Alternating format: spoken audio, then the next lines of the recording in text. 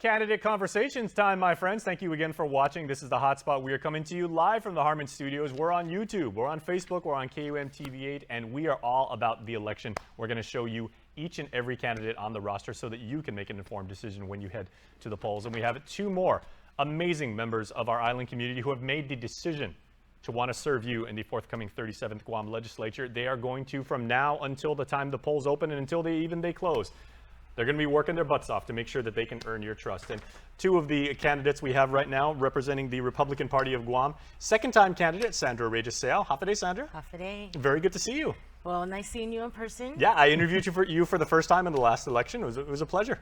Thank you. Okay, so I gotta ask like real quick, because everybody asks this. How are you related to the late great NFL Hall of Famer Junior Seau?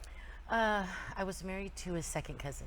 Very nice. So you do have a connection to Junior. Yes. That is amazing. Oceanside's finest, and the last person that will ever wear number 55 for the Chargers, I guarantee. So thank you for sharing that. That's an amazing story. So equally impressive is Fred Bordallo, of course, Santa Rita's finest. We got Pete Anderson in the house and everything, but a proud son of the South too, and former chief of police. So Chief, happy to see you as always. Thank you, Jason. Thank you for inviting us. All right, how are things with you? I haven't seen you in literally 3 years and everything. So what have you been up to? Well, I've been volunteering for Guam Crime Stoppers, helping Jim McDonough out, and also spending a lot of time with the family and preparing for my campaign this year. Very nice. Yeah. Hopefully doing some barbecue too. Yes. Because they got good barbecue in that part of the island too. Yes. Okay, so that was but a smidge of some of the information we're going to pass along to you, both about Sandra and about the chief.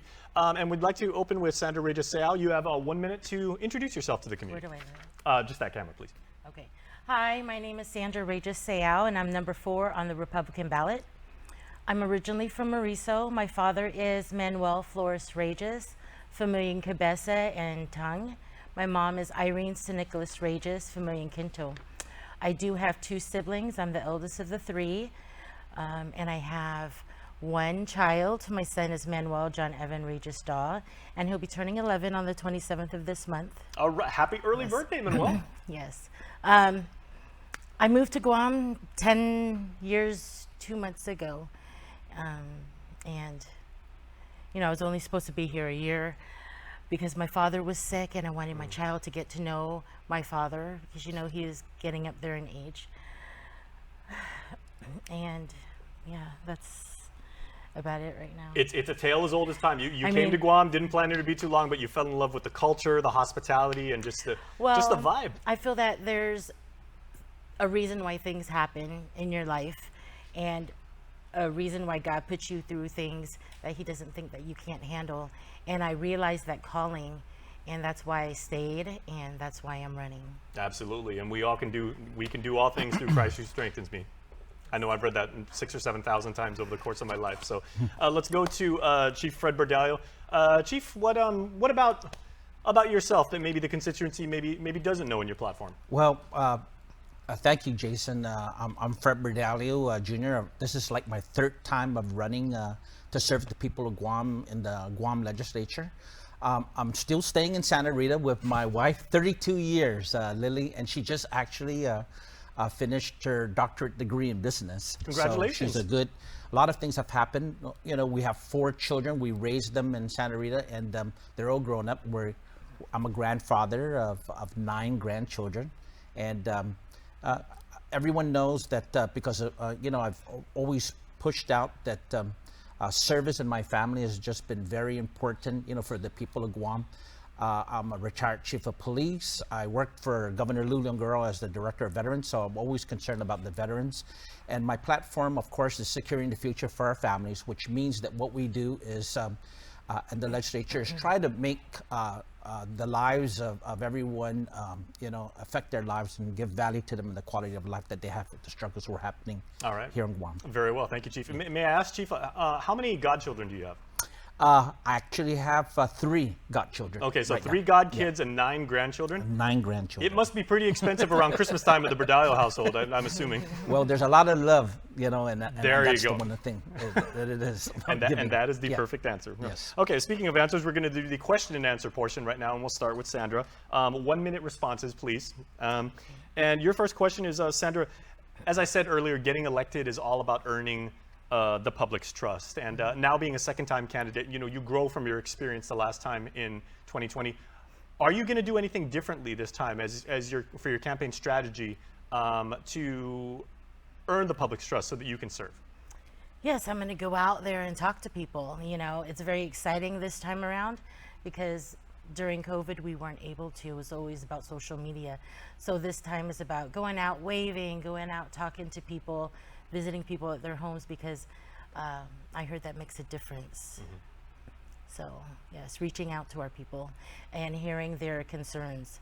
And I've talked to several people already, listening to their concerns, you know, besides my platform, you know, gives me ideas of how else to help the people of our island. Very true. And you even said, like your opening statement, you said it's great to be here talking to you face to face. I mean, it is a difference rather than trying to talk to a whole bunch of people on Zoom. It does make Zoom a is difference. great. Don't get mad at me, Zoom, but you know, No. face to face is always the best. Yes. All right, so best of luck to that. All right, to Fred Bordallo now. Chief, as the former chief of the Guam Police Department, do you aspire to create policy or to dialogue with GPD and bring back the Mandania Drug Task Force? Well, you know, it's interesting to say that because I'm looking at what's happening with the different law enforcement agencies besides just GPD. And a lot of the things that are happening, besides just them having their raise of pay, there's a shortage of manpower. There's a recruitment and retention challenge that they have. And not just GPD, a lot of the local law enforcement agencies. So one of the major things of my focus is looking at volunteering and policing. And when I ran last time, it was courage and compassion as a policymaker to make some of the tough decisions in order to look at what's happening in terms of how the law enforcement agencies are recruiting, what are they doing to retain them. So, because the number one thing is to keep our people safe. That's government's responsibility. And once people are safe, even businesses can thrive, and the people can be able to go about doing what they can do to order to contribute in the community. And that's why it's not really about one of the other things, of course, is the substance abuse, the drug threat. And I'm certainly going to be focusing on that. That's another area that I'm going to be looking at as a policymaker. So quite obviously, if the Democrats should take the majority in the 37th legislature, you would probably be vying to be the chair of public safety, I'm assuming. Yes, Okay. but I wouldn't even mind also federal relations and also getting involved in the other areas that the legislature looks at in terms of health care and also our veterans. All right. Homeland Security. All right, Chief, well done. Sandra Reyes Seau, your second question.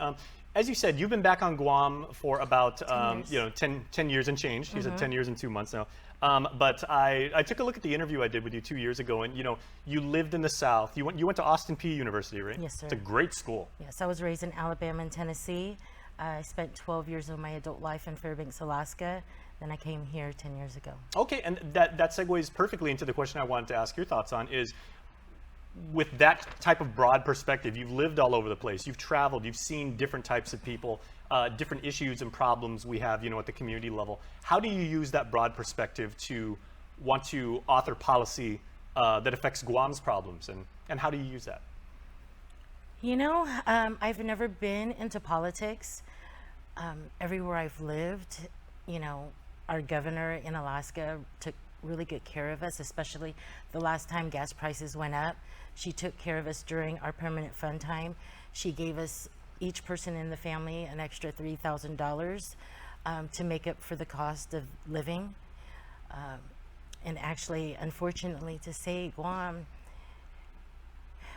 has not really been that great to me. I've been pretty successful in the mainland as a single minority woman. Coming to Guam has been really hard, and I understand the struggles of our people, and fortunate for me, I do have that family support to help me. And I'm really thankful for my parents and my son for understanding, because deciding to run caused a lot of tension and heartbreak in my family, because as a single parent and I have a young child, they want the best for us. They want me to, move on, because I did turn down a really good federal job to stay to run to serve the people of our island. But those federal jobs and the pay can wait, because right now it's about our people. This is where my roots are from, and it means a lot to me, and I'm very grateful my son understands that. That would be That would be the perfect birthday present. If, you know, like he's going to turn 11, as you said, and then a couple months later, hopefully, like his mom gets elected into the legislature. Yes, That's he knows wonderful. that mom wants to do certain things for our island, and then after I'm done doing what I'm doing, then we could continue on. Absolutely. Okay, and speaking of family, interesting, the family relations, two of your cousins are also running for senator too, Chris Barnett and Franklin Franklin Mena, who we've had here on the set. So I'm actually related to a lot of people running, but yeah, I'm actually closely related to a lot of people running. But yes, those two are my cousins. Chief, I don't know how many people you're related to. I think somehow we're related. Everybody on this island's related. Absolutely. Somehow. Yeah. Okay, well, Chief, your next question is, in your view, right, you've led a very, very critical agency in Guam in public safety. You've done a lot, as you said, community service work, civic duty. In your view, what are the essential pillars of public sector leadership? Well, the essential pillars of public leadership in government of Guam is really just making sure that they're transparent, make sure there's accountability, make sure there's communications. I think one of the things that is important is that leaders, and that's why, you know, one thing I remember is we had cop talk, or we had shows where, you know, as the director, you can share some of the progress or some of the things that are happening. And I remember that some of the things that I shared on some of those programs was what's happening with the amount of full-time police officers we can have, what's happening with the amount of volunteer police reserves officers that we're recruiting with a lot of the training that was going on.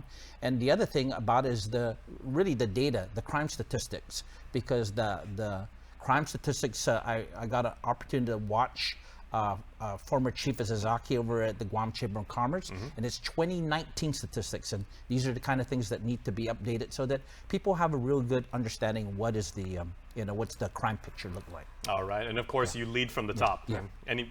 Any outstanding leader would say that. All right, Sandra, your final question is your background. You've got a background in finance. You used to work at Wells Fargo. You used to work for the world's largest retailer at Sam's Club. I'm so jealous. I've always wanted to work at Sam's Club.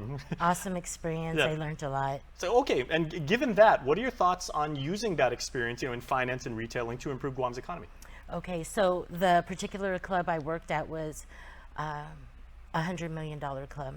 So I was in charge of operations. I was in charge of budgets, making sure that everything is running smoothly. And that's why I support, our public auditor. I feel that we really need to support him because he is the heart of our government. He makes sure that policy and procedures are being followed and making sure that our monies are being used in each agency for what they're intended for. So for me, I feel that we need to start from the inside out. A lot of the candidates are running to revitalize our economy and everything, but I want to work on what's happening, the old issues that need to be fixed. We need to make sure that each agency is running efficiently and finding the monies and making sure they're being used for what they're intended for. Very true. There's a lot of lingering problems. We do need to support our public auditor and give him the resources and help in order for him to do his job. All right, well said. And for Bordallo, your final question. You've mentioned retention of police officers and other law enforcement professionals. How do we get cops to stop leaving GPD, either for federal police officer jobs, other law enforcement agencies, or just early retirement or things of that nature? Well, one strategy that I remember Jason doing is a climate survey. They do this even in the military. I'm a veteran of the Marine Corps, a veteran in the Naval Reserves and the Army Reserves. A climate survey is when the top leader survey their employees, survey the workforce, just to get a gauge. What do they think are the weaknesses of the organization? What's the strengths? What can be improved? And what do they feel about, are their supervisors helping them out?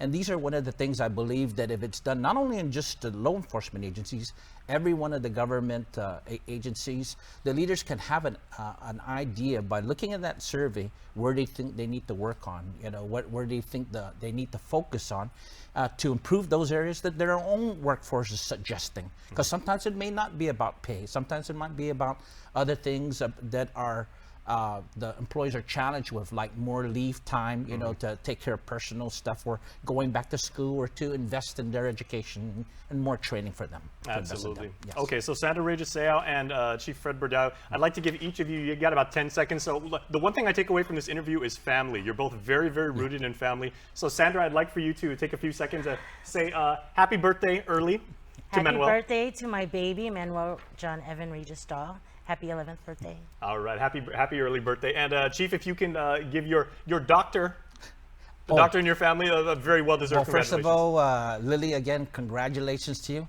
And my mom who passed away in February, thank you. You're still in my heart, and my dad up there in heaven. We still continue to say prayers. And for all the families here in Guam, thank you, you know, on behalf of the trust that you will give it to me. All right. Well, thank you, Chief. Thank you, Sandra. Thank you. All right, best of luck to the both of you. Thank you. All right, and please stay tuned because we have Mana Silva Tyron with the Republican Party and Dwayne St. Nicholas, a first-time Democrat, when Canada Conversations continues. Say hello to